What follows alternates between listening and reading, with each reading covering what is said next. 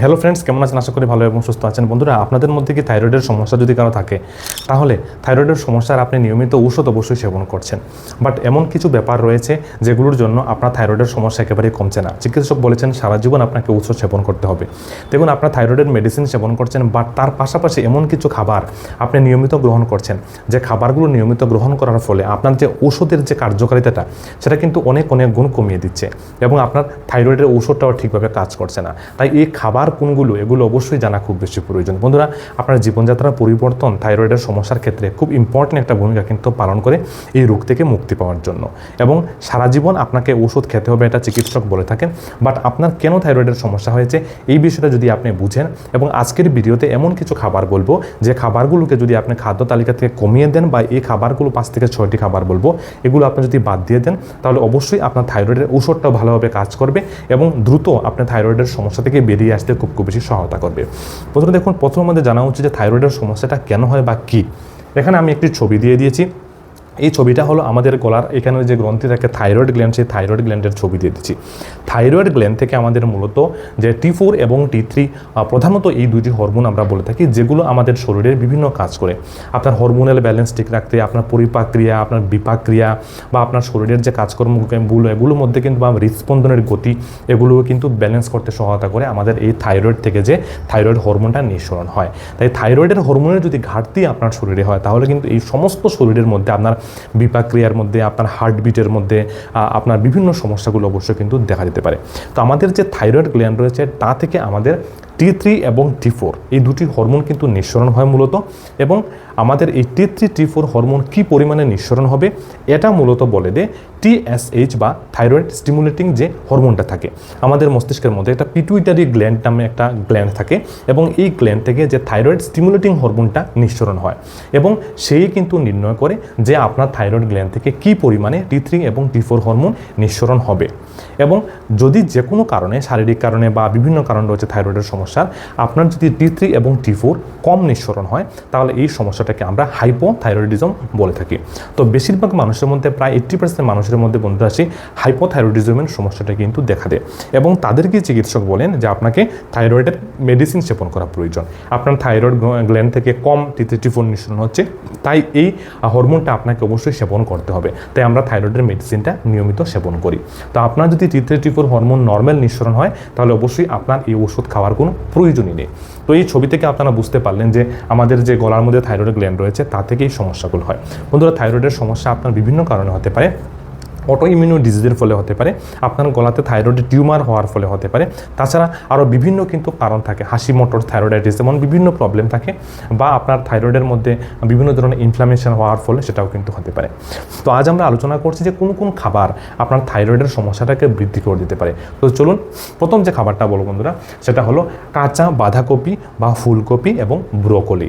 যাদেরই থাইরয়েডের সমস্যা রয়েছে তারা কাঁচা ফুলকপি, বাঁধাকপি এবং ব্রোকলি, কাঁচা কেন বলছি, অনেকে স্যালাড হিসেবে ব্যবহার করেন, অনেকে আবার অর্ধসিদ্ধ করে ব্যবহার করেন। তো আপনি যদি বেশি পরিমাণে এগুলো সেবন করছেন নিয়মিত, আপনার থাইরয়েডের সমস্যাটা কিন্তু বৃদ্ধি করে দিতে পারে।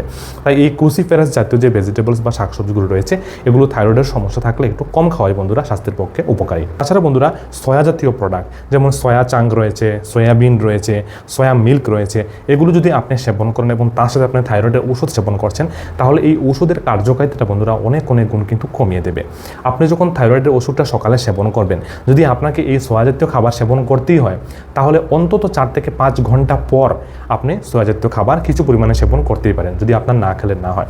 তো সোয়া জাতীয় যে খাবারগুলো রয়েছে, এগুলো কিন্তু আপনার থাইরয়েডের সমস্যার সৃষ্টি অবশ্যই করে দিতে পারে। তারপর বলবো বন্ধুরা, প্রক্রিয়া করা খাবার বা জাঙ্ক ফুড, অর্থাৎ যে সকল খুব বেশি তৈলাক্ত খাবার বা জাঙ্ক ফুড, প্রক্রিয়া করা পিৎজা, বার্গার, এই খাবারগুলো, খুব বেশি ঘি, মাখন, তেল দিয়ে তৈরি খাবার, এই খাবারগুলো যদি আপনি বেশি পরিমাণে সেবন করেন, তা কিন্তু আপনার থাইরয়েডের সমস্যাটাকে অবশ্যই বাড়িয়ে দেবে। তাই এই খাবারগুলোর পরিমাণ আপনার খাদ্য তালিকাতে কম রাখবেন, বা না খেলেই ভালো, কারণ এই খাবারগুলো আপনার ওজন বৃদ্ধি করাবে, আপনার শরীরে প্রদাহ সৃষ্টি করবে, তাছাড়া থাইরয়েড ছাড়াও আরও ভয়ানক রোগের বন্ধুরা অবশ্যই কিন্তু সৃষ্টি করতে পারে। বন্ধুরা, তারপর একটা ইম্পর্টেন্ট বলবো, আমরা প্রত্যেকের প্রিয় একটি খাবার রয়েছে মিষ্টি বা চিনি জাতীয় খাবার। দেখুন, আপনি যদি বেশি পরিমাণে চিনি বা মিষ্টি জাতীয় খাবার গ্রহণ করেন, তা আপনার শরীরের মধ্যে প্রদাহ সৃষ্টি করার জন্য কিন্তু দায়ী থাকে, আর এই খাবারগুলো আপনার থাইরয়েডের প্রদাহটা কিন্তু বাড়িয়ে দিতে পারে। তাই যারাই মিষ্টি, চিনিযুক্ত খাবার বা চিনি দিয়ে সকল খাবার তৈরি ভিডিও এগুলো যদি আপনি খুব পছন্দ করেন বা বেশি পরিমাণে সেবন করেন, তাহলে বন্ধুরা থাইরয়েডের সমস্যা থাকলে এই খাবারের পরিমাণটা আপনি কমিয়ে দিন, না হলে আপনার থাইরয়েডের সমস্যা আরও বৃদ্ধি করে দিতে পারে। বিশেষ করে যে ইনফ্লামেশন হয় বা প্রদাহ আমাদের শরীরের মধ্যে বেশি হয় এই চিনি বা মিষ্টি জাতীয় খাবার গ্রহণ করার ফলে। তো এটা অবশ্যই আপনারা খেয়াল রাখবেন। তারপর বলবো আয়োডিনের পরিমাণ যদি আপনার শরীরে বৃদ্ধি পেয়ে যায়, আপনি আয়োডিনের কোনো সাপ্লিমেন্ট নিচ্ছেন বা বেশি পরিমাণে আয়োডিন জাতীয় খাবার গ্রহণ করছেন, তার পরিমাণটা বাড়লেও আপনার কিন্তু থাইরয়েডের সমস্যাটা কমবে না, আপনার থাইরয়েডের সমস্যাটা অবশ্যই বন্ধুরা বৃদ্ধি পেতে পারে, এটাও খেয়াল রাখবেন। তারপর বলবো ক্যাফিন জাতীয় খাবার, কফি, চা এগুলো যারা বেশি সেবন করেন এবং ক্যাফিন আপনি নিয়মিত সেবন করছেন কফি, তাহলেও কিন্তু আপনার থাইরয়েডের সমস্যার ক্ষেত্রে এটা প্রচণ্ড ক্ষতিকর হতে পারে। আপনি থাইরয়েডের ওষুধ সেবন করছেন, তার সাথে আপনি যদি চা, কফি এগুলো সেবন করেন, তাহলে এই থাইরয়েডের ওষুধ শোষণ করতে বা শরীর সেটাকে ব্যবহার করতে এখানে কিন্তু বন্ধুরা সমস্যা অবশ্যই সৃষ্টি করবে। তাই এই যে খাবারগুলো বললাম, আপনার থাইরয়েডের সমস্যা থাকলে বন্ধুরা অবশ্যই এই খাবারগুলো থেকে আপনি কিন্তু দূরে থাকবেন, নাহলে আপনার থাইরয়েডের সমস্যাটা কমবে না, থাইরয়েডের সমস্যাটা কিন্তু দিনের পর দিন বাড়বে। আপনার ওষুধ নিয়মিত সেবন করলেও আপনার থাইরয়েডের কোনো পরিবর্তন আপনি অবশ্যই দেখতে পাবেন না। থাইরয়েডের সমস্যাটাকে ঠিক করার জন্য অবশ্যই আপনাকে নিয়মিত মেডিসিন সেবন করা প্রয়োজন। তাছাড়া কী কারণে আপনার থাইরয়েডের সমস্যা হয়েছে, যেমন অনেকের ইনফ্লামেশন হয় বা প্রদাহটা কেন হলো, থাইরয়েডের টিউমার হলে টিউমারটা কেন হলো বা টিউমারটাকে অপারেশন করে দিলে থাইরয়েড ঠিক হয়ে যায়, অনেকের প্রেগনেন্সিতে থাইরয়েডের সমস্যা আসে। তো বিভিন্ন সময় বিভিন্ন কারণে থাইরয়েডের সমস্যা আসে। আপনার থাইরয়েডের সমস্যাটা কেন হয়েছে এটা যদি আপনি বুঝতে পারেন ভালোভাবে, তাহলে খুব সহজেই আপনি আপনার থাইরয়েডের সমস্যার সমাধানটা করতে পারবেন। আপনি একটা পর অবশ্যই আপনার চিকিৎসককে জিজ্ঞাসা করবেন যে আমার থাইরয়েডের সমস্যা হওয়ার পিছনে প্রধান কারণগুলো কী হতে পারে।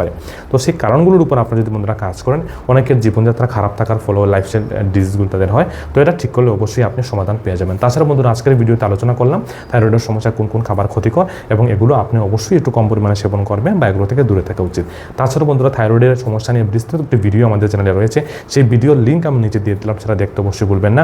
বিস্তারিতভাবে আপনি বুঝতে পারবেন যে থাইরয়েডের সমস্যার লক্ষণ কেন হয় এবং ঔষধ ছাড়া আপনি কীভাবে থাইরয়েডের সমস্যার সমাধান করতে পারবেন। আজকের ভিডিওটা ভালো লাগলে অবশ্যই লাইক, শেয়ার এবং ফলো করবেন এবং আমাদের চ্যানেলের সঙ্গে থাকবেন। দেখা হচ্ছে অন্য কোনো ইম্পর্টেন্ট ভিডিওতে। আজকের এই মূল্যবান ভিডিও দেখার জন্য আপনার মূল্যবান সময় দিয়ে অসংখ্য ধন্যবাদ। ভালো থাকবেন, সুস্থ থাকবেন।